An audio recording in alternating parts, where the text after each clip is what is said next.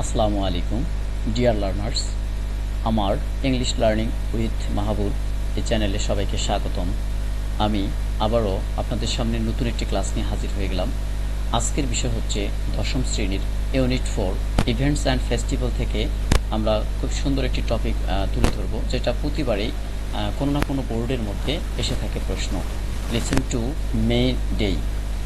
কি passage? Listen to May day.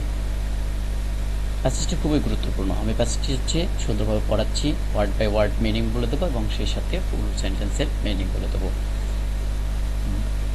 ক্লাসটি শুরু করার পূর্বে সকলের প্রতি আমার একটাই রিকোয়েস্ট, আমার চ্যানেলটিকে সবাই সাবস্ক্রাইব করে বেল আইকন বাটনটি অন করে দেবেন, যাতে পরবর্তী ক্লাসগুলো পাবলিক করা মাত্রই আপনাদের কাছে চলে যায়। বিশেষ করে আরও অনুরোধ থাকবে, সেটা হচ্ছে আমার এই চ্যানেলের মধ্যে সবাই লাইক কমেন্ট শেয়ার করে পাশে থাকবেন। আপনারা যদি লাইক কমেন্ট শেয়ার করেন তাহলে অনুপ্রাণিত হয়ে এভাবে নতুন নতুন ভিডিও তৈরি করতে থাকবো ইনশাআল্লাহ। এখন থেকে আপনারা নিয়মিত এই চ্যানেলের মধ্যে সকল ধরনের ক্লাসগুলো পাবেন। তাই সবাই লাইক কমেন্ট শেয়ার করে পাশে থাকুন। ওকে, কথা না বাড়িয়ে চলেন ক্লাসটি শুরু করা যাক।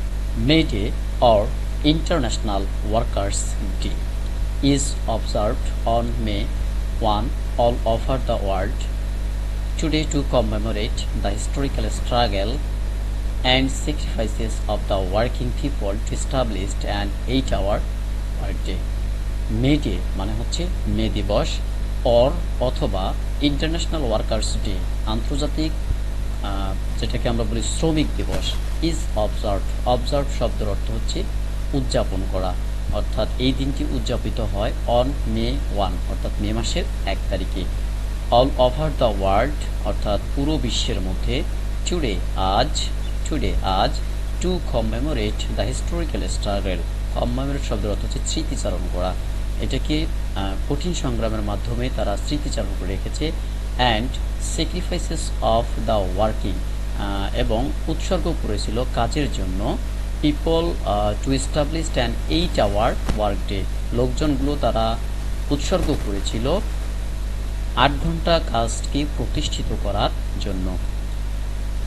ইট is a public holiday in almost all the countries of the world. It is a public holiday, এটা একটি সরকারি ছুটির দিন। In almost all the countries of the world অর্থাৎ বিশ্বের মধ্যে বেশিরভাগ দেশের মধ্যে এটাকে একটি সরকারি ছুটির দিন হিসাবে উদযাপন করা হয়। Since the industrial revolution in the 18th and 19th century in Europe and the US. Since the industrial revolution অর্থাৎ যখন শৈল্পিক বিপ্লবের আন্দোলনগুলো শুরু হয়েছিল 1800 শতাব্দী থেকে 19 শতাব্দীর মধ্যে ইউরোপ এবং ইউএস এর মধ্যে। The workers in mills and factories had been working a long shift অর্থাৎ মিল বা কারখানা বা ফ্যাক্টরিগুলো যেগুলো রয়েছিল, মিল কারখানার মধ্যে যে কর্মীরা ছিল তারা প্রায় অনেক লম্বা দীর্ঘ সময় ধরে তারা কাজ করত। 14 or even more hours a day অর্থাৎ 14 ঘন্টা এবং 14 ঘন্টারও বেশি তারা কাজ করত। অন মে 1 in 1886 অর্থাৎ 1886 সালে মে 1 তারিখে inspired by the trade unions অর্থাৎ তাদের শ্রমিক থেকে তারা এটা অনুপ্রাণিত হয়। হাফ অফ দ্য ওয়ার্কার্স অর্ধেক কিছু শ্রমিক at the McCormick harvesting machine company in Chicago went on a strike demanding on 8 hours work day অর্থাৎ কিছু কিছু শ্রমিক ছিল, তারা এদেরকে বলা হয় যে ম্যাককর্মিক হারভেস্টিং মেশিন কোম্পানির চিকাগোর যে তাদের কিছু শ্রমিক ছিল, অর্ধেক শ্রমিক, তারা এই আন্দোলনে এই চাহিদাটা তুলে ধরে যে তারা দিন প্রতি 8 ঘন্টা করে ডিউটি করবে। এখানে বলা হয়েছে স্ট্রাইক মানে আন্দোলন করে। 2 days later 2 দিন পরে a workers rally was held near the McCormick harvest machine company and about 6000 workers joined it. 2 দিন পরে একটা র্যালি বের হয় বা একটা সমাবেশ বের হয়, যেটা ম্যাককর্মিক হারভেস্ট মেশিন কোম্পানির কাছাকাছি। সেটার মধ্যে প্রায় 6000-এরও শ্রমিকেরা এখানে যুক্ত হয়ে যায়।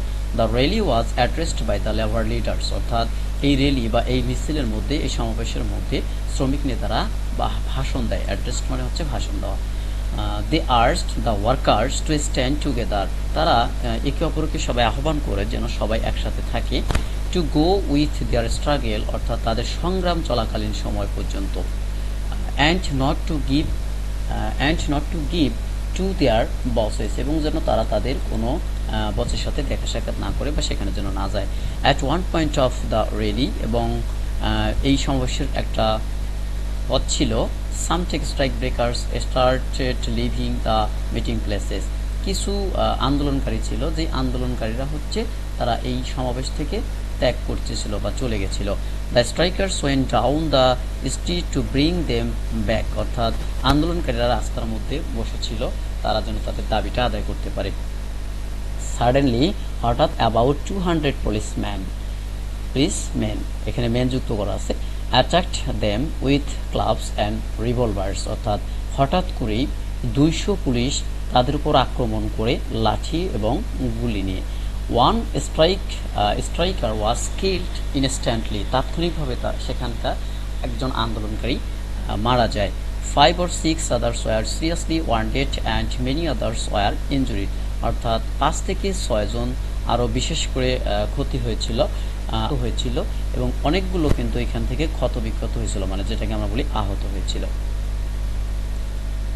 The events of May 1, 1886 are remembered that workers will continue to be exploited until they stand up and speak out to gain better working conditions, better pay and better lives. The events of May অর্থাৎ মে 1 মে মাসের 1 তারিখে 1886 সালের মধ্যে যে আন্দোলন বা যে ঘটনাটা ঘটেছিল এটা মনে করিয়ে দেয় সকল শ্রমিকদেরকে, এটা মনে করিয়ে দেয় যে তাদের আন্দোলনটা তখনই তারা জাগ্রত করেছিল এবং তাদের কথাগুলো একটা ভালো ফলাফলে পরিণত হয়েছিল। তাদের অবস্থাটা যতক্ষণাত্ম না ভালো হবে অর্থাৎ তারা একটা ভালো পরিশোধ পাবে, অ্যামাউন্ট পাবে এবং তারা যেন সুন্দরভাবে জীবনযাপন করতে পারে, এটি ছিল হচ্ছে মূলত এটা তাদের দাবি ছিল।